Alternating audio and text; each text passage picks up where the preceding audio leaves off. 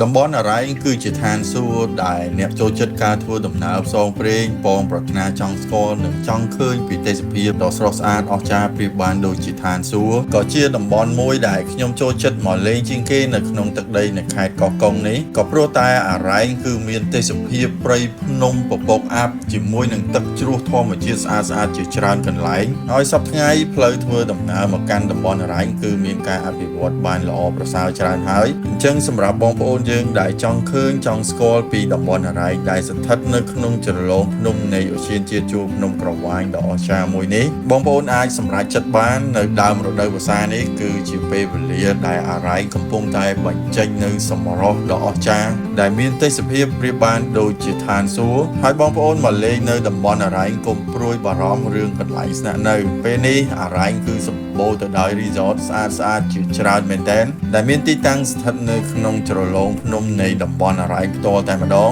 ហើយនេះគឺជា resort មួយដែលខ្ញុំចង់ណែនាំឲ្យបងប្អូនទាំងអស់គ្នាបានស្គាល់ដែលនៅទីនេះមានឈ្មោះថាព្រៃអរ៉ៃសម្រាប់បងប្អូនដែលមានគម្រោងចង់នាំក្រុមគ្រួសារឲ្យស្គាល់ពីតំបន់អរ៉ៃប៉ុន្តែព្រួយបារម្ភពីកន្លែងស្នាក់នៅឥឡូវនេះគឺនៅតំបន់អរ៉ៃមានកន្លែងស្នាក់នៅដែលមានផាសុកភាពល្អមានទេសភាពស្រស់ស្អាតមានកូនទឹកជ្រោះនៅក្នុង resort តែម្ដងនិងមានអាហារដែលជារសជាតិប្រចាំនៅក្នុងតំបន់អរ៉ៃដែលចម្អិនដោយប្រជាជននៅក្នុងតំបន់អរ៉ៃនេះដោយផ្ទាល់សម្រាប់ការស្នាក់នៅក្នុង resort នេះគឺមានជម្រើសច្រើនមែនទែនសម្រាប់បងប្អូនយើងជ្រើសរើសដែលមានបន្ទប់ដាច់ដោយឡែកហើយធំទូលាយល្អមែនទែនសម្រាប់បងប្អូនដែលចង់ស្នាក់នៅបែបលក្ខណៈគ្រួសារឬក៏បងប្អូនអ្នកគ្នាចង់ផ្លាស់ប្ដូរអារម្មណ៍ដោយការបោះតង់ស្នាក់នៅដោយផ្ទាល់ឬក៏ស្នាក់នៅតង់របស់ខាង resort ក៏បានដែរដែលវាអាចផ្សារភ្ជាប់ខ្លួនជាមួយធម្មជាតិបានល្អមែនទែនអញ្ចឹងសម្រាប់បងប្អូនដែលមានគម្រោងកំពុងតែចង់មកលេងនៅតំបន់អរ៉ៃអាចពិចារណាបានហើយនេះគឺជាលេខសម្រាប់ទំនាក់ទំនងសាកសួរនៅព័ត៌មានផ្